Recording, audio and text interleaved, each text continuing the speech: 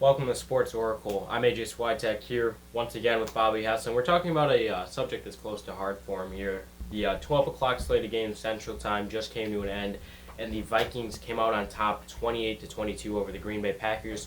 Matt LaFleur's first loss in the NFC North in his tenure with the Packers.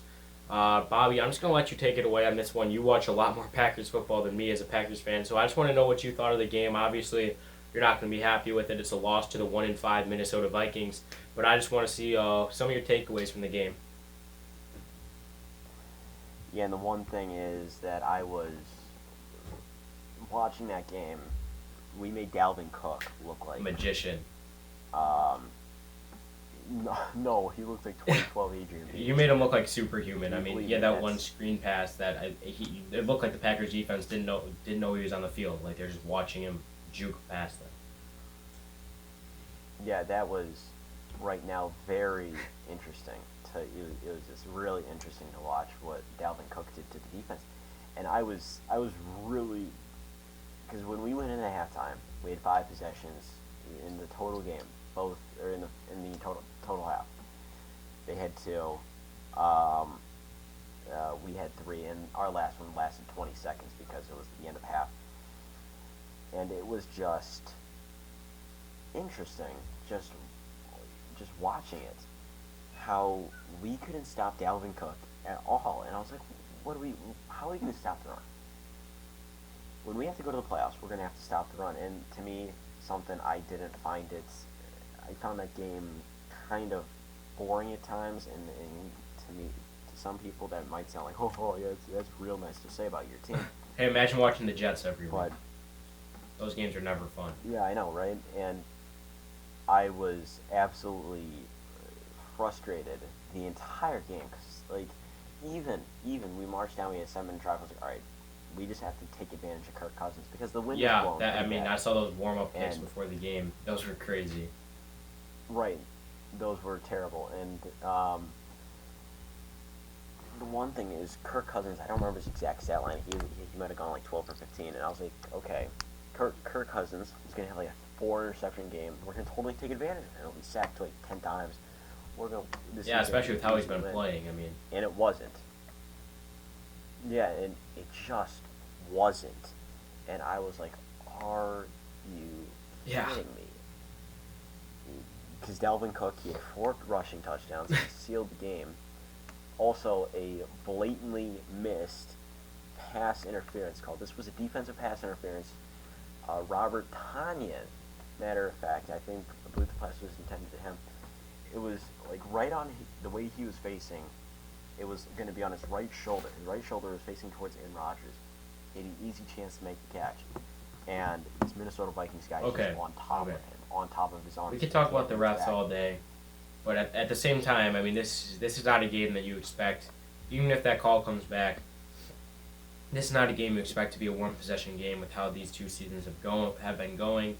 And I mean, I hate to say this, Bobby. I know you're a huge Packers guy, but after this game, after the Buccaneers game, I have a few takeaways from the Packers that I think just kind of allude to their season as a whole, if you will. I think that one thing that I noticed watching this Packers game, even when they're down the entire time, there's a few teams that are like this for me. It's the Packers. It's really the Packers and the Chiefs at this point. The Packers, the Chiefs, maybe the Buccaneers in there. I mean, maybe the Seahawks, but those teams, when they're down, it doesn't matter if they're down by 20, it doesn't matter if they're down by 28. They're the Clemsons of the NFL. The entire time I thought you guys were going to win. When it was only down 6, you had that short drive. I was like, Aaron Rodgers has this. Aaron Rodgers is one of the most clutch players in the NFL. There was no doubt in my mind that the Packers had that game. So that's one thing I've noticed, is that the Packers are not a team you could count out. But sadly today, another thing that I've noticed between this and the Buccaneers game, first of all, as you already touched on, your run defense is it needs help. You need to hire some guys right now. You need to get some trades done before the deadline, because if you want to be legitimate playoff contenders, that's something that's going to have to change. But I think an underrated facet of all this, I mean, I get that Aaron Jones was out and that Jamal Williams was in, but you have the rookie A.J. Dillon, who didn't get involved too much. Of course, that was not my favorite draft pick. We've talked about that before. The rookie A.J. Dillon and Jamal Williams. I'm just not impressed with.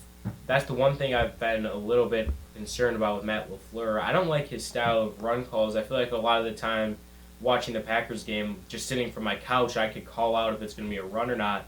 So I feel like NFL defensive coordinators have to be prepared for that as well. That almost reminds me of an Adam Gase type of thing. Yeah, the one thing with LaFleur is he's usually pretty good. And last year, he wasn't making the second half adjustments all the time. Like, we could go up by 20 in the first half, but we would never win the second half. This year, it's been a little bit different, where we're just continuing the same pace of stuff, where he's making second half adjustments, and they weren't made today. And I understand he's more of an offensive guy, but the running game hasn't been as good with some as it has been. I think at times there has to be a little bit more play action involved.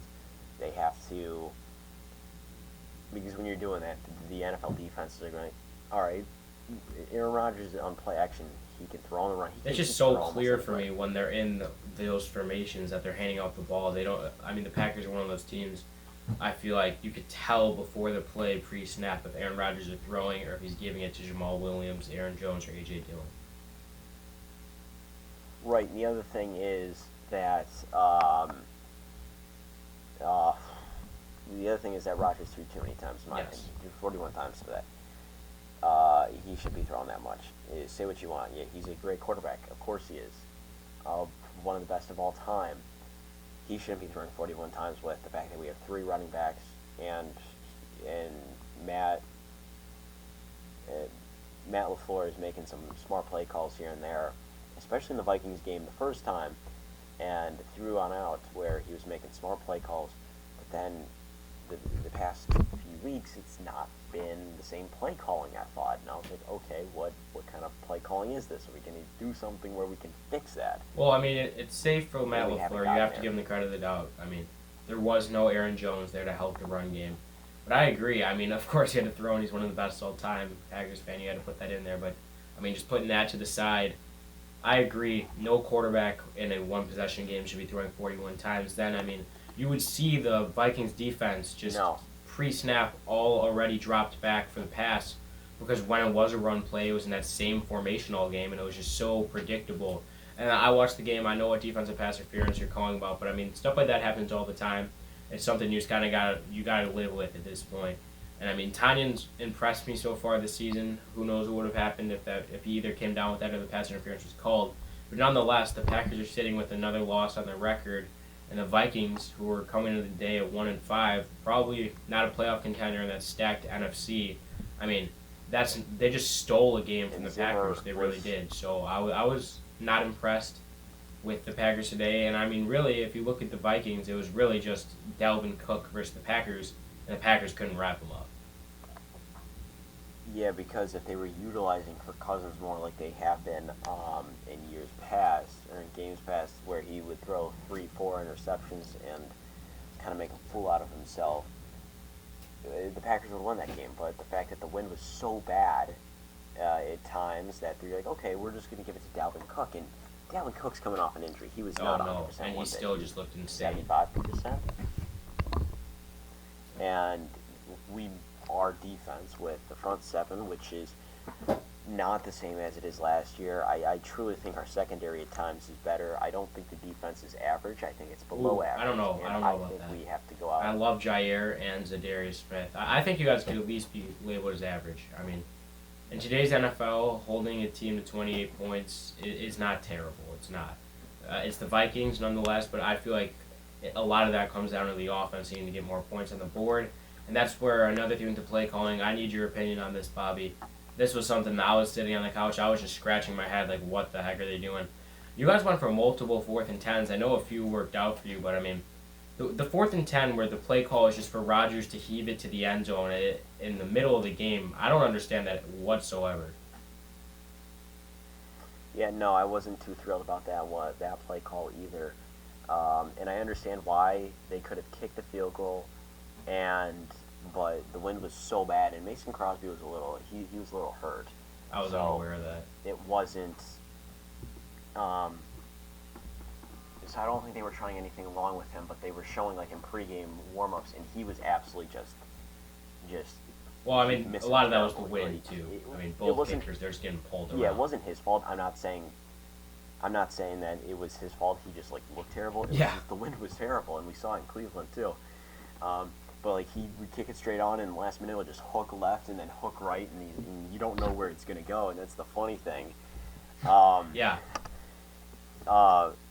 But yeah, the fourth down play calling has been interesting. And when we went for it on 4th and 10 at our like own 41 or something like that, I was like, okay, this is a clear day. The wind isn't blowing. We're kicking a field goal. Mm-hmm. We're kicking a field goal. I think Crosby can hit from 59 yards out. I don't care if he's injured. Which Yeah, so I was just gonna say harsh, you and don't it's, care like, if he's injured. really not my main. To me, when he If he suits up to play, he's playing. I know what you're saying, but yeah here's what I'm thinking Yeah. right now. I mean, maybe it's the future of the NFL. This is what all the stat guys try to tell you, but the Packers go for 5 fourth downs today. Sure, they were playing from behind, but I think a lot of those could have been preventable. They go 3 for 5 with the 2 missed fourth downs, of course, crucial turning points in the game. If they just kick that extra point on the 4th and 10 that we were just talking about, or even just don't heave it to the end zone when there's safety out there, I don't understand that play call. And the Packers win the time of possession today, but lose the overall game when Minnesota dominated running the ball. So that's telling you that Rodgers is completing his passes. And, I mean, neither team had a bunch of drives. This was a definitely more slow-paced game. But when they did heave it over the top, it just didn't seem to be at the right times on that 4th and 10. I think that really was the turning point for me when I realized maybe, just maybe, the Vikings could pull this game out, even though I still was thinking Packers all the way there. So, I mean, Cheeseheads let me down today on a lot of facets of the game. But I think a lot of that does go down to the play calling. Yeah, it was more of a Matt LaFleur kind of interesting play calling all throughout. And like you mentioned at the start, it was his first loss to an NFC North team. He was 3-0 versus the Vikings going in, 3-0 versus the Lions, 2-0 versus the Bears. So he was 8-0 to start, and here he is 8-1. I'm not saying like, oh, that makes him. Oh no, good, he's that coached makes him great. terrible, This was 'cause you're just gonna lose a games. random game for him. This is the first. I mean, every Packers game I've watched, I feel like you guys have looked like a well-oiled machine. Today, you look like a team that's 0-7, just playing for fun out there, just going for it on every fourth and throwing the ball 40 times. Yeah, because they went for it on a 4th and 3, I believe, down, and that's the right thing. But there were times where it was also simple mistakes. Like we had too many holding calls on a drive that made it 1st and 30. You're not going to convert on a 1st and 30. You're not converting on a 2nd and 30. You're not going to convert on a 3rd and 25. Unless if you're playing the Jets. So happens against us every week. yeah, unless you're doing the crazy laterals. Oh like man, I what wish I Rodgers didn't did get last called night back. on Saturday. But you know, it is what it is, and they got to clean it up. We saw what happened with the Buccaneers versus the Bears. They had way too many penalties. And that's the reason why they lost. Same thing with the Packers versus the Vikings. Everyone thought, okay, the Buccaneers are going to kill the Bears. It didn't happen. The game was close. This game was close. They lost. That's what happens. And they go into next week. They play the 49ers, who right now are getting reports that Garoppolo's hurt. Yeah, I mean, Kittle's the hurt. 49ers are, the Jets and Redskins are always those beat-up teams, but the 49ers are in that conversation now, too. I'd put the Eagles in there. Of just 4 teams that can never stay healthy. Feel awful for 49ers fans. They have a lot of talent, and, I mean, they still have surmounted to a good record for the injuries. So, I mean, if you just want to look at the rest of the Packers' schedule here, Bobby, you play at the 49ers, then you get a, hopefully, I mean, I thought today would be an easy win, but even easier, you get a home versus the Jaguars. That should be a little game to recoup. Then you play in Indianapolis, home versus the Bears, home versus the That'd be Eagles, at the Lions, home versus the Panthers, home versus the Titans, and then you finish off the season at the Bears. I mean, compared to other schedules I've looked at, I think you guys, realistically here, if all goes well, I could see maybe tops losing 1 or 2 games, which is going to give you one of the best records in the NFC, and you're going to be in the talks of a first-round bye in the old format. I don't know if you're going to end up being the overall number 1 in the NFC, but there's not many losses left on the schedule, which is why, I mean, unless if they play like this again, this is one of those games that we have to look back at. And as the Packers coach, Matt LaFleur, is going to have to look back at this game and realize what went wrong, because there's not going to be many other losses, and fans are going to look at this 13-3, 12-4, 11-5 Packers team and think, this is a legit team just by looking at the record. But games like this cannot happen again, especially in the bigger moments like the playoffs. I think the Packers have a lot of wins left. They're going to finish atop the NFC North if all goes to plan. It's just really going to come down to not having many more games where they let other players, single players, just dominate a team. Because if they let James Robinson do this to them, the Packers are going to be blasted for weeks. Yeah, and like it's the simple mistakes. Like I said, if some of those simple mistakes don't happen, I mean the big thing is I hope Bakhtiari and Jones are healthy for the game next week versus the 49ers. Because right now you look at the 49ers. I want to talk about them. Unless do we want to talk about this Thursday night, my Thursday night preview in a different time? Because I have something to say about that like now. What was that? For a second, you cut out there. Could I talk about the 49ers and my thoughts on them for a bit? Is the episode over, or are we still going?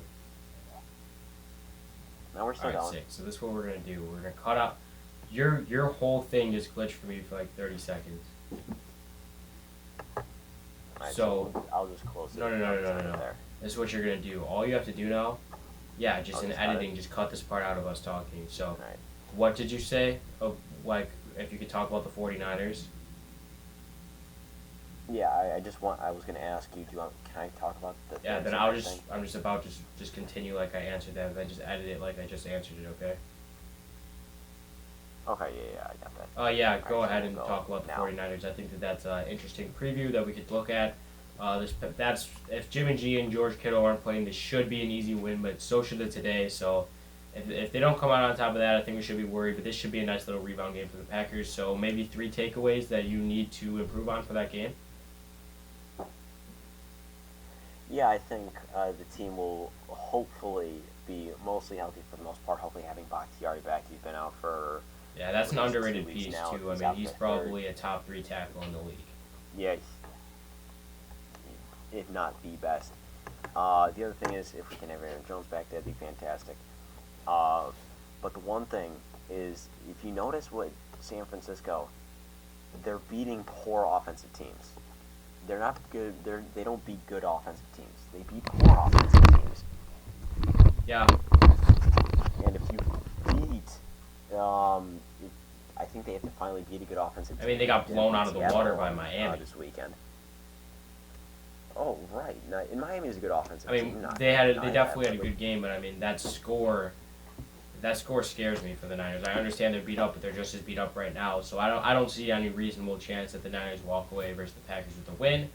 If they do, I will personally be shocked, and that will definitely have me reassessing Matt LaFleur for the rest of the season. Even though I'm high on him, I think that will raise some eyebrows about how the rest of the season will stand with him. I mean, I'm sure he'll keep the job, but it'll really come down to, is LaFleur the reason for these last 2 losses, or is it the injuries, yada yee. But that's kind of just our look at what just happened with the Packers. I think that it's sort of a fluke loss. They're missing Aaron Jones. They're missing David Bakhtiari. I'm not worried about the Packers. I think they'll finish with a great record. I think Bobby does as well. So thank you for watching the Sports Oracle. And for all of you Minnesota Vikings fans out there, that's 1 game away from you guys getting Trey Lance. So sorry about that. I don't know if you guys even wanted to win today. If you did, congrats. If you didn't, I'm sorry about that. But AJ Swatek, Bobby Hessling, Sports Oracle, signing off.